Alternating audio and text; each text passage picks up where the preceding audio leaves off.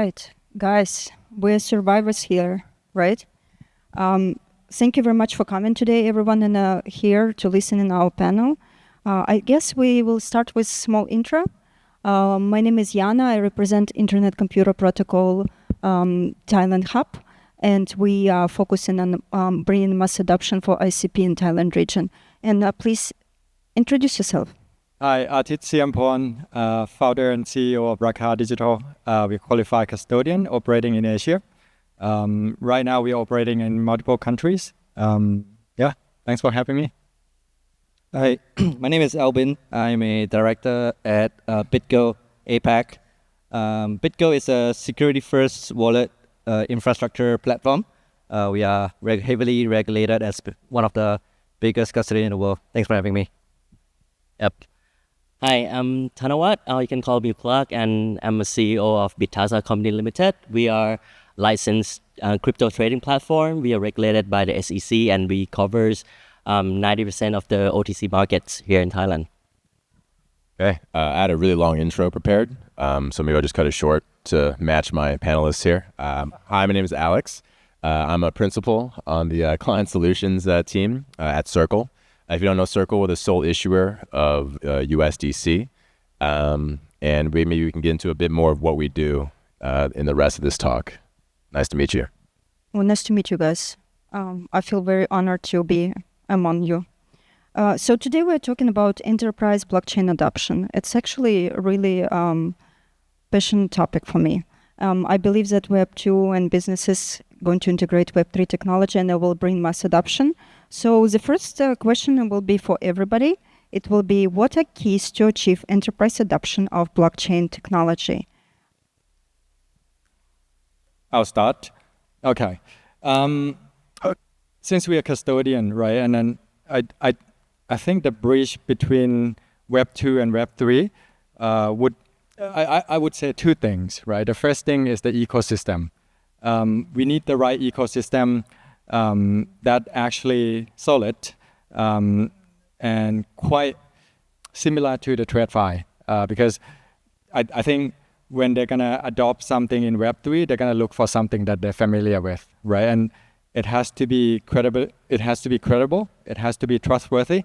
The second one, I would say, the regulatory regime, right, which we see more and more. I think the conversation we talked about 2 years ago are very different than the conversation we're talking about today. People are more concerned about the security of their asset, who hold the custody of the asset, the risk amongst the whole ecosystem. It's not just, which exchange are we using or where we're gonna hold the wallet. I think it's much more than that now. And on top of that, we also need to comply with the regulatory regime, especially when we operate in multiple countries, and it's very fragmented. So in each of the jurisdiction, it's very different as well. So we also have to adapt to that. And I think when the regulator come in, it actually, giving the more institutional or the more traditional people confidence that the players in the ecosystem will be regulated, and then they have more confidence to jump into this world. Great answer. Albin, what about you? Yeah, sure. I think it's more about use cases. If I sort of look back many years ago, when we talk about blockchain, most of the times it's about financial use cases, financial markets. And so in the early days, just in terms of use cases, most of them were like experimenting tokenization of securities on chain. How do you settle, for example, repos? JP Morgan was doing it with Onyx. And then fast forward today, there's stable coins now, there's NFTs, and then you get like gaming companies looking for wallets. So I think with increasing use cases, we will see a lot more adoption for enterprise blockchain. But I think finally what I would say is as well is the availability of trusted partners. With the panel sitting here, we've been in the industry for quite some time. We've gotten a lot of experience through the time, through different market cycles. I think as more of such partners come alive and continue to share and consult with enterprises out there. I think makes it easier for them to get in. Thank you. Your turn. Okay, for me, I would say that first of all, for the adoption to happen, I look at it as it has to be mass for the enterprise to adopt it. So there must be demands in. So I would see the unity in between people, companies, as well as the regulators. So all this has to adopt in the same way. So they have to be educated. So they understand all the blockchain stuff, pros and cons of it, so that they know exactly why they have to adopt it. So when we talk about pros and cons for enterprise especially, I would look at something like cost savings, because they surely look at ROIs, and also the nature of blockchain technologies where there's transparencies, and also it's always trackable on chain. That's the beauty of it. So those sort of things people need to understand that. And next up would be the accessibility. Just like Arthit said before, there must be a bridge in between the Web3 and the Web2. And which my definitions of accessibility is that all types of business, no matter how small or big or what kind of business it is, they can adopt to it. So therefore, it means that there must be some sort of platform or applications level instead of infrastructure ones. That is easy to access instead of having this small group of people who is experts of blockchain that have to write the codes, know different kind of coding languages, which is very hard. So if you talk about like small and medium-sized businesses, how would they know how to actually adopt and interact with the smart contracts with that, right? And I think then comes down to my last point. Last but not least would be resources efficiencies. My definition of resources would be first capital, of course. If there is some sort of applications level that you don't need to pay a lot of money for it, you don't have to hire a lot of people to actually try to build something of your own, that would help. Secondly would be human resources, and last would be time. So if all this you can find the efficiencies in it, I think there will be more and more enterprise adoptions for it. Thank you. Okay, I'm last, so I agree with everything that this panel has said so far. Of course. I think for me, it comes down to, let's say, three things. Number one is maturity. The second would be just understanding the benefits. And then the third would be accessibility. So a lot of the same things that this panel has already mentioned before. So maturity, I think the main thing here is that blockchain and Web3 is a very innovative, transformative technology, right? And with that comes inherent risk. And it's really hard for enterprises to adopt that at the very outset of when something transformative comes along, right? You usually see it's like a startup or something that's an entity that's trying to disrupt the space.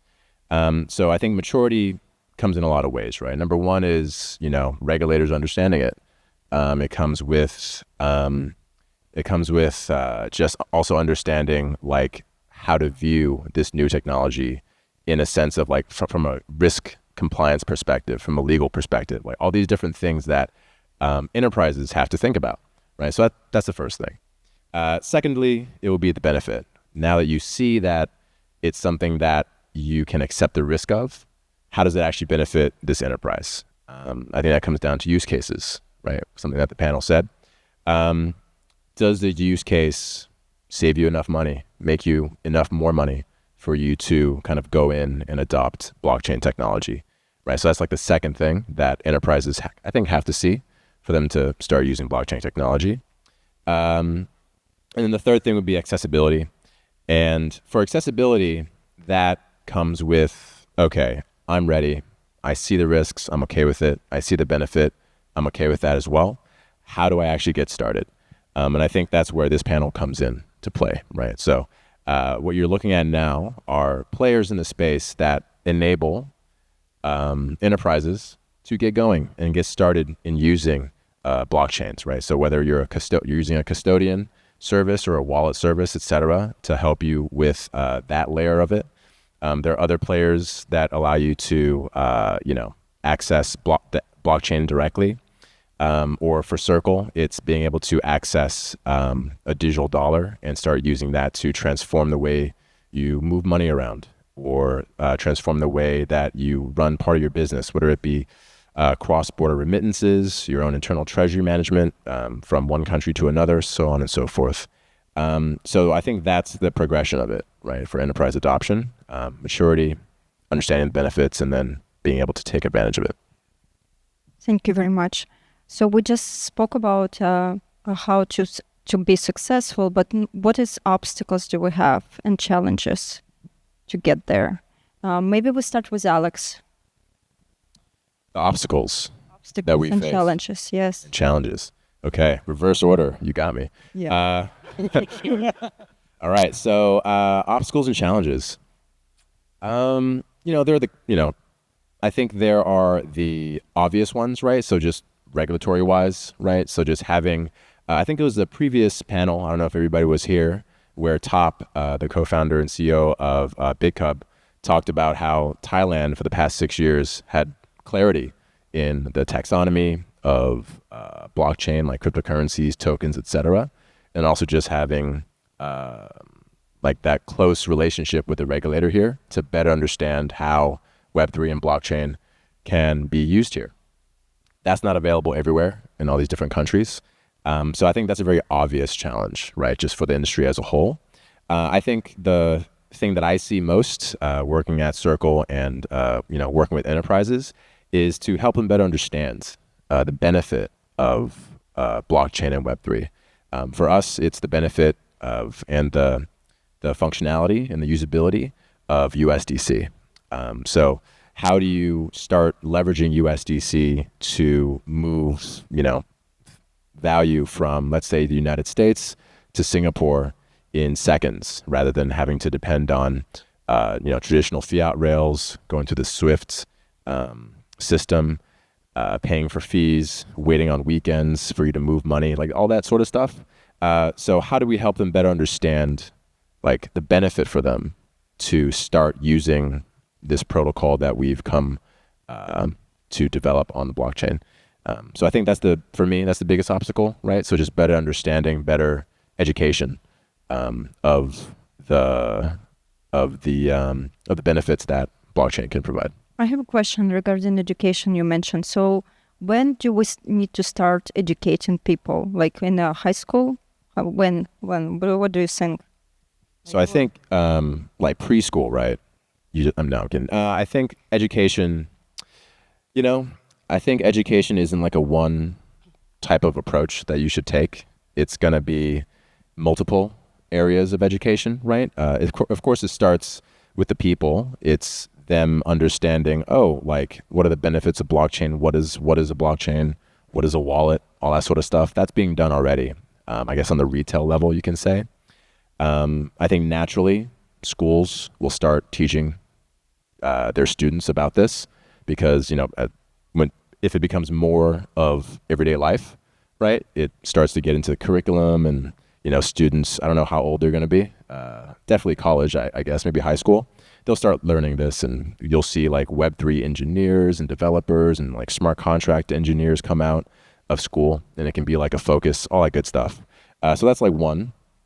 I think more immediately, it's just us on this stage, going to talk to existing enterprises and speaking to them on their level, right? Like, we actually have to understand their business pretty well to then communicate how blockchain can be relevant to them and can be used in their business. And that's, I think, the education that's most immediate right now. Everything else is pretty long tail, right? Like, getting into the schools and all that good stuff. So I think you need both. Oh, thank you very much for your answer. If I could just expand on Alex a little bit, because we always see technology move faster than regulators, right? So we touched a little bit about regulator. There could be obstacle, but I think in our industry we we really change our perspective, right? We really work collaboratively with the regulators, right? I think we need to understand from their perspective as well. And I see Circle work with the regulators as well. Everyone here, I think we work with regulators. Custodian is very regulated business. So, we always have to see from their side as well and work with them and educate them as well. So we can actually launch the right framework that we can actually operate in. I think that's very important.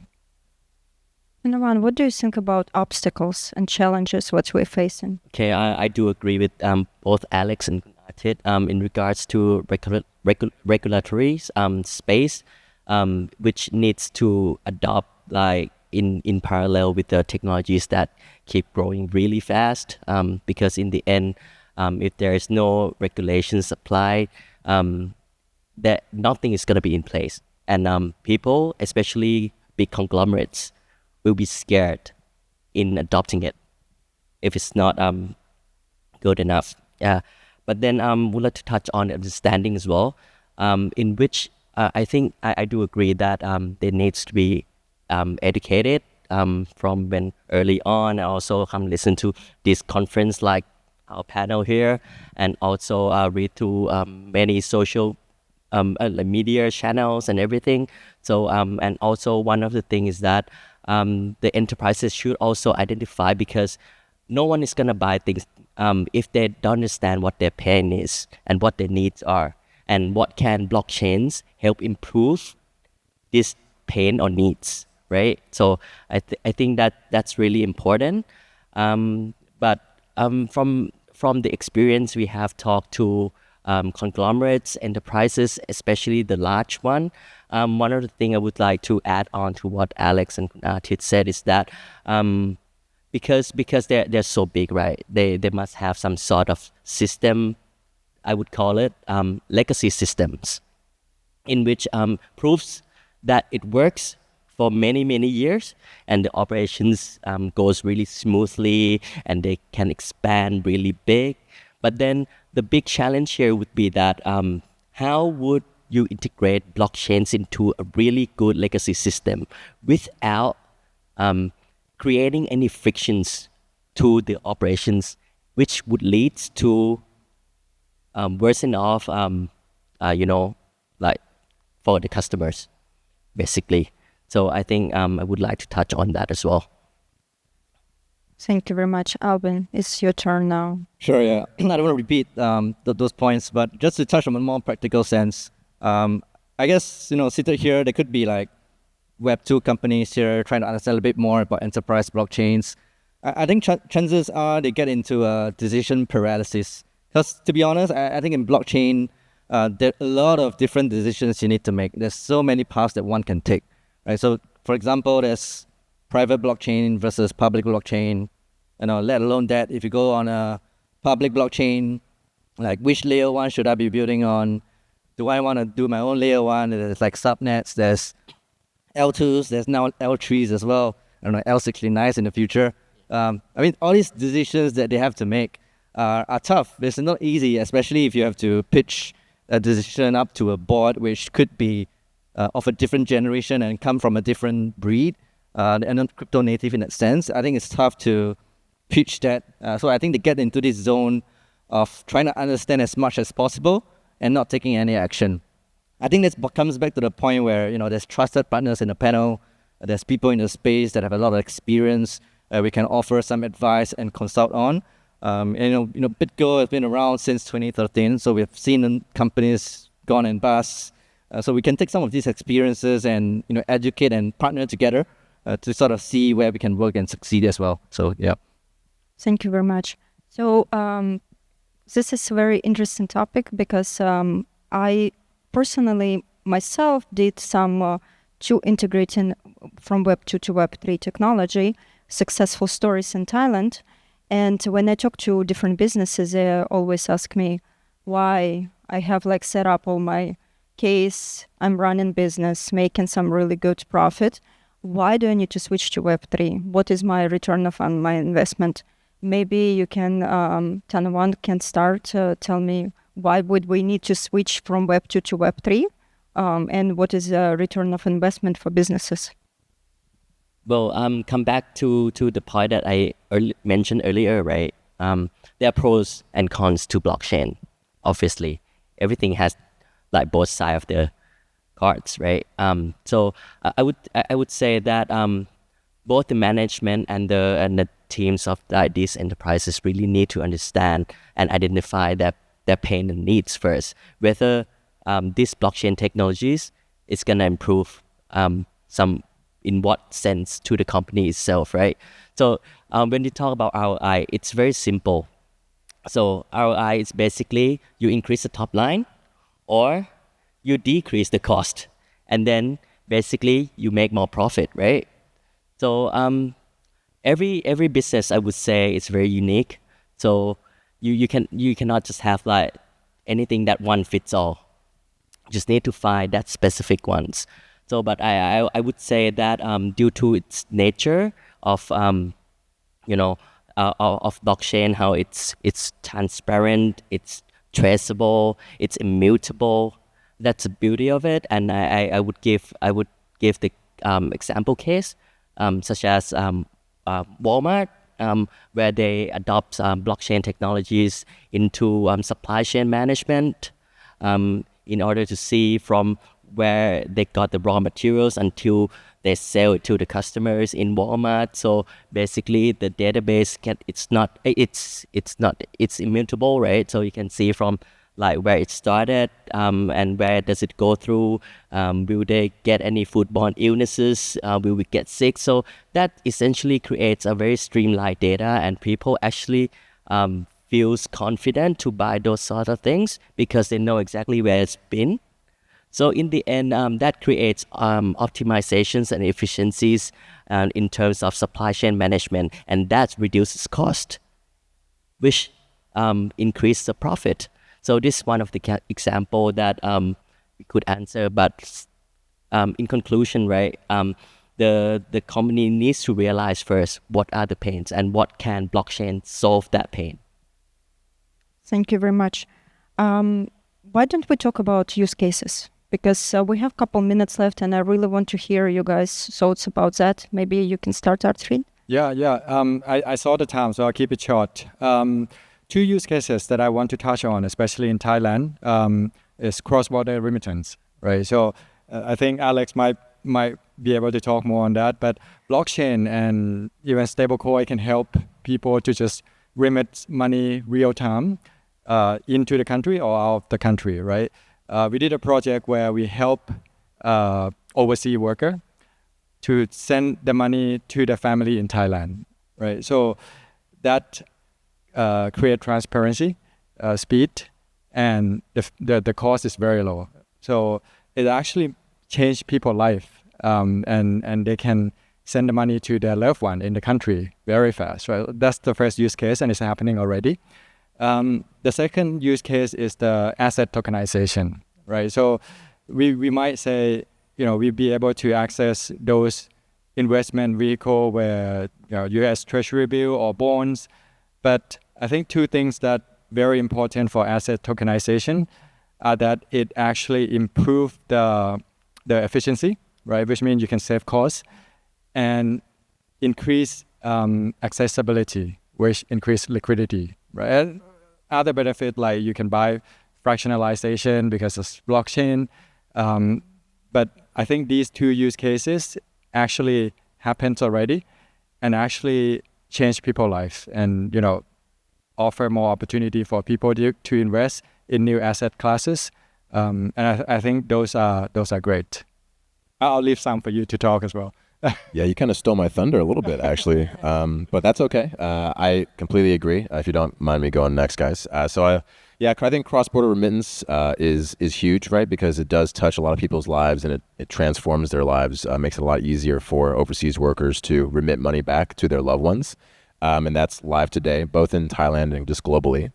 There are some other use cases that I'll just run through real quick through different, walks of life. One would be gaming, right? So, Circle has partnered with Krafton and Naver in their joint project called Over There, which is like a metaverse where creators can create items and then get paid out in USDC in secure wallets that we're also helping them provide.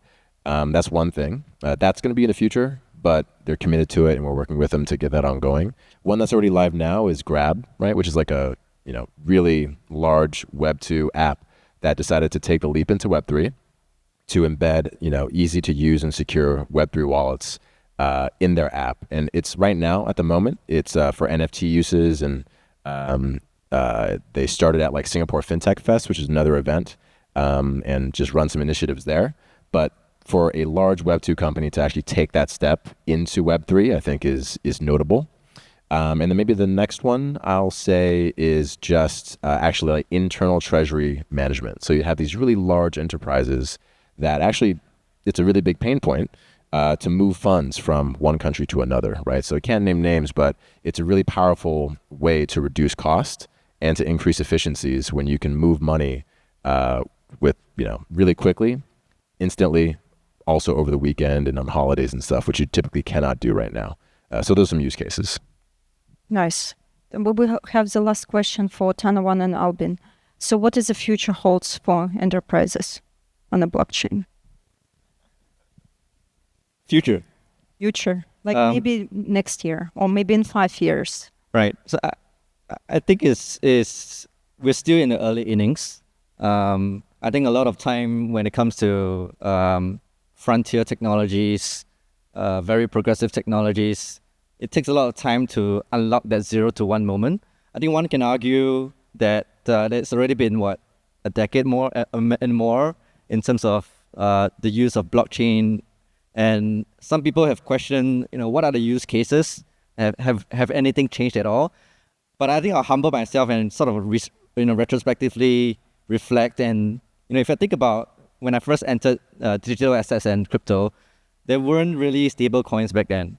But then nowadays, stable coins are like very prevalent in our lives. At least in our lives here in crypto land. And we don't really think about it, right? It's only after the fact that it happened and over the years that payments has happened. Grab is implementing that in Singapore. From our wallets, you could pay through stable coins. That you kind of reflect and think, oh, hey, actually, there's been a lot of changes. So it has been a big unlock. But I would argue that it would be hard to see what the next big unlock would be. But I would not discount that there will be major changes in the future. So that's my belief. And I think all of us here are also trying to advance that vision as well in a more decentralized world. So this is my view on this. Totally agree. Yeah, as we can see, the past 10 plus years, right, we have been growing in terms of digital assets and blockchain, just like Albin said. And we can see fast improvement in terms of regulators as well around the world, not just like Thailand, like everywhere else around the world, trying to find some guidelines to actually regulate it. And also, very importantly, is the institutionals. As you can see from the Bitcoin ETF that came out, right? The volumes actually ramp up really, really fast with more than 17 largest hedge funds actually adopting and selling it out into market. That also means more enterprise people and regulators actually believe in it more, that it's going to be a future that holds. So in conclusion, I would say that it's going to keep growing as more use cases happen in the world, more tokenizations of assets. That means both financials and RWAs. So once all these tokenized, right? So it's gonna be in the blockchain ecosystem. So that's in a way force everyone, like people, regulators, and enterprises to actually adopt, just like how in the old days, right? With I would say the computer or the internet, back then, only small bunch of people actually adopted. But 10 years pass, and then who doesn't adopt to like all these technologies get disrupted, and then what happens? They are in no shape to compete in with other competitors. So that's how I see how blockchains and digital assets going to be in the future. That's all great answers. Guys, I have more questions, but I will have to take you to back room there and ask more questions because our time is up. Thank you very much for being here and sharing your thoughts with us here. Thank you. It's a Thank pleasure you. being here. Yep. Thank you very much.